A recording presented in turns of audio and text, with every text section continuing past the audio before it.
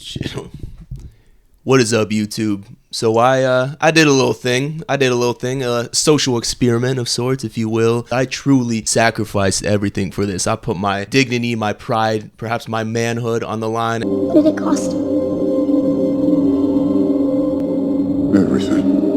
You can see the thumbnail. Let's just get into it. So there's no coming back from this. Basically, what I wanted to illustrate is this immense disparity on dating apps. Dating apps are kind of like the new wave. I think our generation is truly cooked in terms, and by our, I mean millennial/Gen Z. We're cooked in terms of finding genuine love, finding genuine connections, because we're all addicted to technology, to these apps, to anything that's online, and I just think we're cooked. I mean, the way that these dating apps are formatted, it is a system, in my opinion, that is designed for us to fail. Now, some people succeed. I do have some friends who succeeded and met the one. It's extremely rare, in my opinion. The reason I went about this whole ridiculous, absurd social experiment is I wanted to illustrate that disparity. We have women on these apps. They're basically like what I like to call window shopping. All right, you're getting such an immense amount of likes, just this ridiculous number of men that you have to sort through, that you're basically just kind of window shopping. You might get matches here and there whenever you swipe right on somebody, because it's more than likely that you're going to match with that person. But then you're just kind of sifting through the top of your deck of what you've idealized in your head is like the perfect man for you, because you're just getting so many options. You have so many to choose from. Now, men, on the other hand, were what I like to call scouring the globe, scavenging for a match, scraping the bottom of the barrel just to get something, just to feel something before we completely lose our sanity and just go off the deep end. At least the majority of men, because the top, I don't know,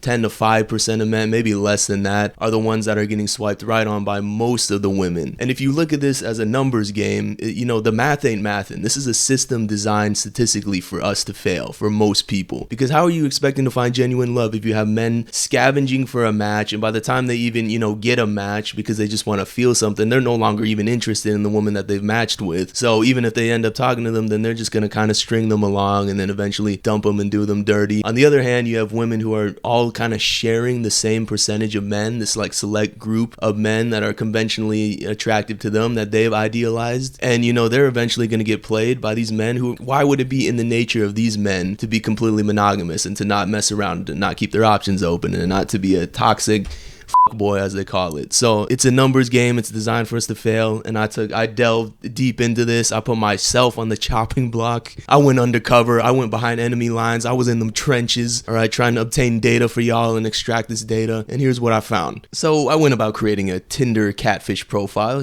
I did what had to be done in the name of science, and I immersed myself in the female experience, no longer as Drew, but as the lovely Adriana.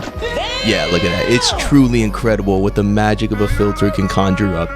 Come on, man. That face card don't decline, baby. That thing is lethal. Face card got him feeling weak in the knees type shit. But hey, in another life, I might have been a hell of a baddie, an absolute bombshell, if you will. Okay, y'all just really lucked out. Okay, because I really would have been out here doing the streets dirty. But anyway, at first glance, even you could probably just already surmise that this is a fake profile. This is completely not genuine. I'm not even verified. I didn't even bother trying with that because I knew it would just probably kick me off of the app. But this is just what I had to work with. So I have this basic ass profile, which is all you need as a woman on Tinder. I mean, it's a meat market shit show swipe fest. All you need is some remotely cute looking photos, and you're gonna get men just swiping right on you through the wazoo. You're gonna be up to your neck in matches if you choose to swipe right on any of them. You can see my basic ass profile, and even attempt to put in a summary, even just a basic summary. Even I just put in a couple prompts, to which were actually common prompts that I've seen in women's profiles. But you could see, the key to my heart is being funny.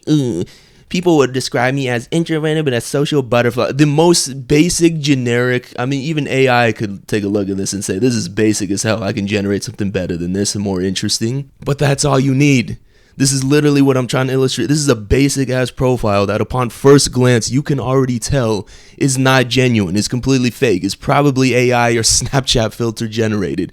But it doesn't matter, because I kid you not, I got on this app within 5 minutes, 300 seconds. I refreshed the page. I was looking through matches. I didn't swipe right on nobody. I had 76 likes. You see here at the top left, it shows you how many people have swiped right on your profile.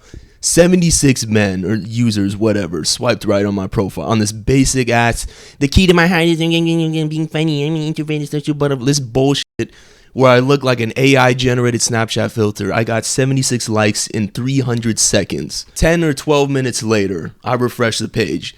This shit says 99 likes. I had 99 potential matches and people swipe right on me. Like, okay, I look like kind of a baddie, whatever. But like, if you gave this any kind of scrutiny and careful examination and common sense, you could pretty much tell. I actually had some matches after like a day or so. Because, you know, I swiped right on like 10 people and already like obtained enough matches to last like a week. And you see some of these dudes are like calling me out and being like, yo, you look, not gonna lie, you look kind of like AI, LOL.